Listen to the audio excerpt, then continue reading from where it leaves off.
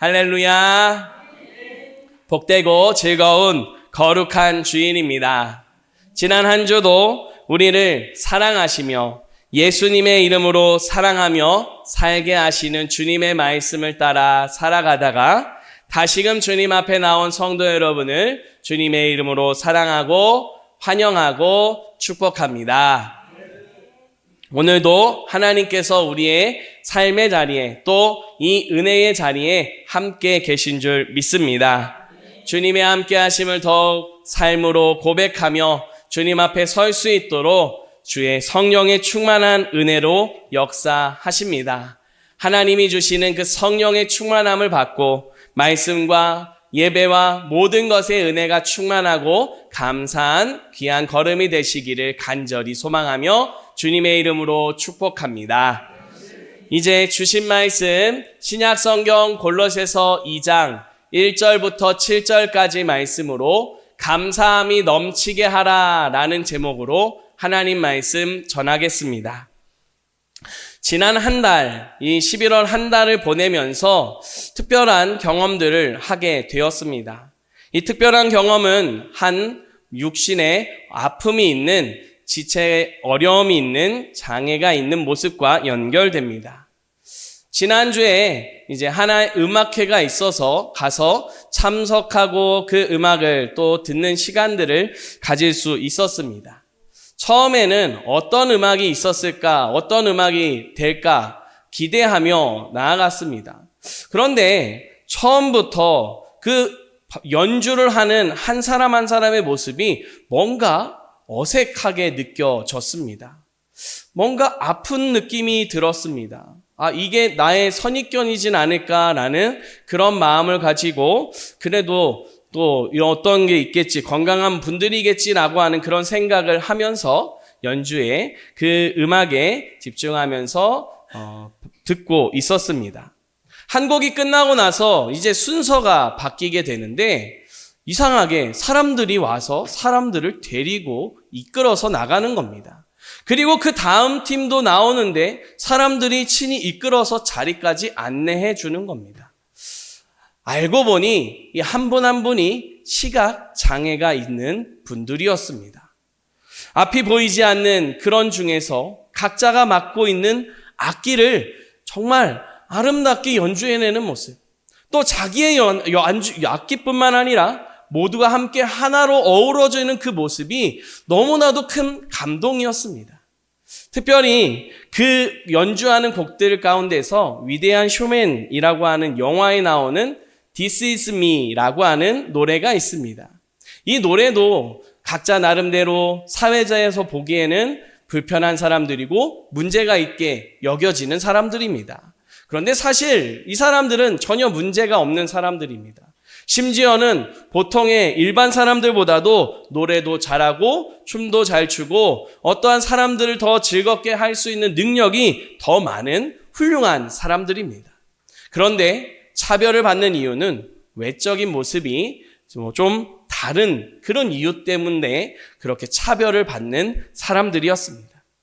이런 사람들이 모두가 모여있는 잔치 자리에 나가서 파티에 나가서 노래를 부르는 그 모습이 This is me라고 하는 겁니다. 자신의 모습은 조금도 부끄럽지 않다. 이게 바로 나의 모습이고 이게 바로 내가 가진 재능이다라고 하면서 힘있게 노래하는 그 모습입니다. 영화에서도 그 모습을 보면 참 감동이 깊었는데 이 시각장애가 있는 분들이 이 음악을 연주해내는 겁니다. 그래서 저도 모르게 눈물이 왈칵 쏟아지고 있었습니다. 옆에 아이들하고 같이 있어서 막 엉엉 울고 싶은 것도 참으면서 했는데요. 자신들의 삶이 정말 다른 사람들과는 차이가 있습니다. 하지만 그런 중에도 누구보다도 아름다운 연주를 또 자신들의 가지고 있는 마음에 있는 그 소리를 그렇게 함께 내는 모습에 큰 감동을 받았습니다. 이런 감동을 받고 가만히 생각해 보니 지난 한 달 동안 제가 이 시각장애가 있는 사람들에 대한 이야기를 이렇게 저렇게 많이 접했습니다. 한 어린 아이가 있습니다. 어린 아이가 건널목을 건너기 위해서 연습하는 모습이 나옵니다. 아니 왜 연습을 할까? 알고 봤더니 시각장애가 있는 아이입니다. 그래서 건널목을 건너기 위해서 건너편에 있는 점자 블록에서 서고 그리고 건너편에 있는 점자 블록까지 가야 했습니다. 그런데 이게 마음처럼 되지 않습니다. 앞이 보이지 않으니 그 안내 지팡이를 가지고 땅을 두드리면서 가는데 똑바로 가지 못하고 차도로 가는 모습이 여러 번 비춰졌습니다. 그걸 보면서 이 사람들이 이 길을 건넜는데 참 많이 어렵겠구나 이해하고 공감했습니다. 그래도 그 어려운 것들을 잘 하나씩 해나가는 그 아이의 모습을 보았습니다. 그리고 나서 우리 지난주에 있었던 수능에 대한 이야기들이 있는데 보통 평범한 우리 학생들이 수험생이 보는 시험 시간보다 약 1.7배 정도 더 길게 시험을 보는 학생들이 있다는 걸 알게 됐습니다. 왜 시험 시간이 길까?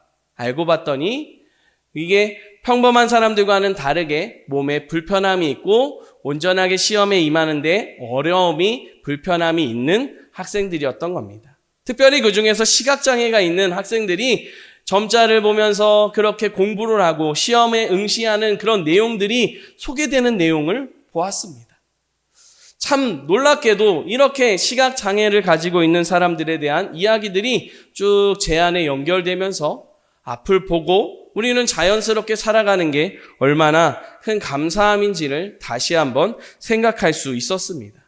또한 이 사람들이 불편함에도 불구하고 그 모든 한계를 뛰어넘어서 도전하고 또 한 걸음씩 그 인생의 걸음을 내디뎌가는 모습이 정말 너무나도 놀랍고 박수가 터져나오고 정말 그들에게 경외를 또 그 존경의 마음을 전하고 싶은 마음이 우러러 나오는 시간들이었습니다.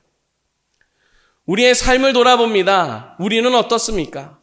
우리가 삶을 살아가는 데 있어서 때로는 연약함이 찾아오기도 합니다. 그러나 우리는 그런 연약함 중에서도 그 연약함을 딛고 일어설 수 있는 그런 능력을 주님께로부터 받고 있음을 기억할 수 있기를 바랍니다. 날마다 더욱 주님 앞에 힘있게 살아가는 모습, 더욱 찬양하며 많은 사람들에게 감동을 전하고 또 우리가 추수감사주의를 보내는 것처럼 함께 있음에 감사할 수 있는 그런 귀한 감사의 통로의 존재가 되는 우리 모두가 될 수 있기를 간절히 소망합니다. 주님께서는 우리가 이와 같은 삶을 살아갈 수 있도록 말씀의 은혜를 주십니다. 주시는 말씀을 통해 은혜를 받고 삶의 자리에서 감동과 감사를 전하는 복된 삶이 되시기를 주님의 이름으로 축복합니다. 첫 번째로 하나님께서 주시는 말씀입니다. 하나님은 열매를 맺게 해주십니다. 아멘. 우리 함께 한 목소리로 고백하겠습니다. 하나님은 열매를 맺게 해주십니다. 아멘. 바울에게서 복음을 들은 사람들이 많이 있습니다. 그 수많은 사람들 중에 에바브라라고 하는 사람이 있습니다. 이 사람이 복음을 받아들이고 복음에 감동하며 믿음 안에 살아가는 은혜의 모습이 됐습니다. 특별히 골로새라고 하는 지역에서 믿음을 고백하며 복음을 전했습니다. 하나님께서는 이런 에바브라를 통해서 골로새 지역에 교회가 세워지게 하셨습니다. 그 은혜로 에바브라는 성도들과 함께 믿음을 고백하며 감사하며 살아가는 그런 시간들을 보냈습니다. 그러는 중에 어려운 문제를 만나게 됩니다. 이런 문제를 가지고 에바브라가 이제 감옥에 갇혀 있는 바울을 찾아가서 만나게 되었습니다. 에바브라가 바울을 만나서 골로새 지역의 교회에 대한 설명을 해주었습니다. 그러면서 동시에 믿음을 지키며 살아갈 수 있도록 말씀을 가르쳐 주기를 부탁한 것으로 보여집니다. 그런데 이 바울은 골로새 지역 사람들을 알지 못합니다. 바울이 보낸 여러 서신서들은 자신이 지나오면서 교회가 세워졌고 자신을 통해서 세워진 교회의 사람들을, 장로들을 향하여 하나님의 말씀을 전한 모습이 대부분들입니다. 그런데 이 골로새 지역에 있는 사람들은 알지 못합니다. 그래서 1절 말씀에 보게 되면 얼굴을 보지 못한 자들이라고 분명히 명시하고 있습니다. 얼굴을 보지 못하는 게 감옥에 있기 때문이 아니라 아직 만나보지 못했다라는 의미입니다. 이것을 옥스퍼드 주석에서는 이렇게 설명하고 있습니다. 골로새, 라오디게아, 히에라볼리 성도들을 한 번도 직접 본 적이 없었기 때문에 얼굴을 보지 못한 자들이라고 표현하고 있습니다. 한 번도 만나보지 못한 사람들입니다. 그런데 이렇게 전혀 알지 못하는 사람들이지만 그들의 소식을 들을 때 바울이 기뻐했습니다. 감사했습니다. 찬양했습니다. 나아가 또 온전한 믿음으로 서기를 기쁨으로 힘써서 이렇게 서신을 작성하고 있다라고 하는 것을 볼 수가 있습니다. 그 이유가 무엇인지에 대해서는 1장에 잘 나타나 있습니다.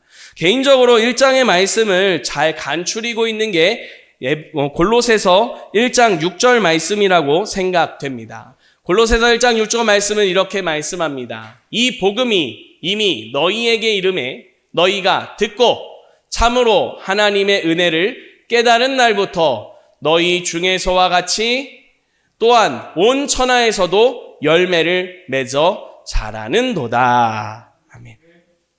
골로새 지역에 복음이 전파되었습니다. 이 복음을 들었습니다. 복음을 들으며 예수 그리스도 안에서 하나님이 허락해 주신 은혜와 사랑을 깨달았습니다. 그러면서 믿음 안에 살면서 열매를 맺게 된 모습. 그게 골로새 지역의 사람들의 모습이었습니다. 그들의 모습을 한번 생각해 봅니다. 듣고 깨닫고 열매를 맺어가는 그들의 삶의 자리에는 감사의 열매가 있었습니다. 하나님이 예수 그리스도 안에서 허락해 주신 그 감사가 이들의 삶의 자리에 임하게 되었다라고 하는 겁니다. 이 은혜는 동시에 그 소식을 듣는 바울에게도 감사의 열매로 전해지게 됩니다. 바울은 이 같은 소식을 들으며 감사할 수 있는 게 바로 같은 주를 섬기며 같은 믿음 안에 하나가 되며 하나님의 은혜를, 놀라운 은혜를 고백한다는 사실이 감사했기 때문입니다. 하나님이 주신 은혜가 얼마나 놀라운지, 하나님이 주신 은혜가 얼마나 큰지에 대해서는 오늘 우리가 본 말씀 골로새서 2장 3절에 잘 나타나고 있습니다. 골로새서 2장 3절 말씀을 보면 이렇게 말씀합니다. 그 안에는 지혜와 지식의 모든 보화가 감추어져 있느니라. 아멘. 그 안에, 예수 그리스도 안에, 복음 안에 보화가 감추어져 있다는 겁니다. 보화는 놀랍고 정말 큰, 정말 보면 감격이 가득한 그런 보화입니다. 이런 보화를 두고서는 2절에서 하나님의 비밀이다라고 말하고 있습니다. 하나님의 비밀이요, 놀라운 그 하나님의 보화, 예수 그리스도를 깨닫고 그 속에 살아간다는 게 얼마나 크고 놀라운 일인지, 감사한 일인지 바울이 함께 기뻐하고 있는 겁니다. 이런 하나님의 보화를 감추어졌다라고 표현합니다. 감추어진 보화를 하나님의 비밀이다라고 표현합니다. 그 이유인즉슨 우리 안에 죄가 있기 때문입니다. 죄로 인해서 우리에게서 하나님의 비밀이 감추어졌습니다. 하나님께서는 그 모든 사랑과 역사를 보여주셨지만 죄로 인해 우리의 눈이 가리어졌습니다. 볼 수가 없는 지경이 되었습니다.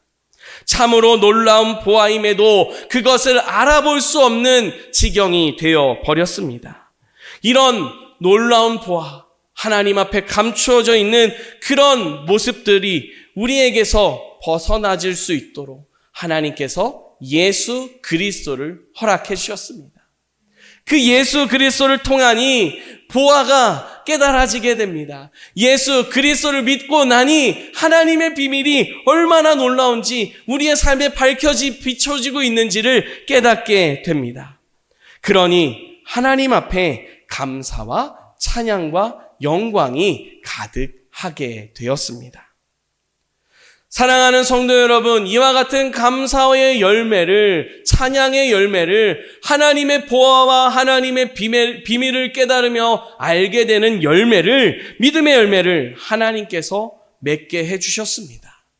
지금 이 시간에도, 지금 이 시대에도 하나님은 변함없이 그 놀라운 열매를 우리 가운데 허락해 주시는 줄 믿으시기 바랍니다. 그 은혜를 고백하며 주님 앞에 감사하며 찬양하며 살아가는 복된 한 주간이 될 수 있기를 간절히 소망합니다. 두 번째로 하나님께서 우리에게 주시는 말씀입니다. 감사함이 넘치는 삶을 살아갑시다. 아멘. 우리 함께 다시 한번 고백하겠습니다. 감사함이 넘치는 삶을 살아갑시다. 아멘. 골로새 지역 교회 사람들, 그리고 바울, 이들이 하나님이 허락해 주신 감사의 열매를 고백했습니다. 그런데 앞서 말씀드렸듯이 골로새 지역에 어려움이 있었습니다. 그 어려움들은 점차 감사의 열매를 조금씩 있게 만들어 갔던 것으로 보입니다. 하나님의 구원이 예수 그리스도 안에서 완성되었습니다.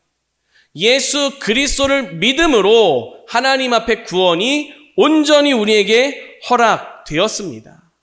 그런데 그때 시대에 교묘한 말로, 그럴싸한 말들로 사람들을 속이는 소리들이 있었습니다. 예수 그리스도로는 충분하지 않다는 겁니다. 구원을 위해서 우리가 뭔가를 더 해야만 한다는 겁니다. 구원을 위해서 우리의 삶을 더 철저하게, 겸비하게 해야만 한다라고 하는 식의 그렇게 금욕주의적인 삶을 강조하는 사람들도 있었다라고 하는 겁니다. 그리스도 안에 자유함이 아니라 더욱 자신을 옥죄면서 괴롭게 살아가야만 하는 것처럼 말하는 그 교묘한 속임수. 또 하나님 앞에 유대에서 그 유대인들에게 주어진 그 율법대로 모든 것을 준행하면서 음식도 조절하고 또 하나님 앞에 할례도 받아야 된다라고 하는 그런 유대주의적인 그런 사상들이 사람들을 혼란하게 만들었습니다. 그 속에서 사람들이 혼란하다 보니 그 문화와 상황에 주저앉으면서 점차 감사가 사라지기 시작했습니다. 처음에는 하나님께 감사가 넘쳤습니다. 그런데 이게 정말 감사하는 게 맞을까? 내가 더 금욕적인 삶을 살아야 되는 거 아닌가라고 하는 식의 그렇게 점점 감사를 잃어버리고 하나님 앞에 기쁨을 잃어버리고 믿음으로부터 좌초되는 그런 모습까지도 이어지는 게, 그런 어려움이 이어지는 게 그 시대의 모습이었습니다. 그런 사람들에게 하나님께서는 바울을 통해서 분명하게 다시 한번 말씀합니다. 구원은 예수 그리스도 안에서 완성되었고 예수 그리스도를 믿는 자들에게 온전한 구원이 허락되었음을 분명하게 선포하고 있습니다. 처음 우리가 예수 그리스도를 믿을 때 허락받은 그 감사의 열매가 변화가 일어나는 게 아니라는 겁니다.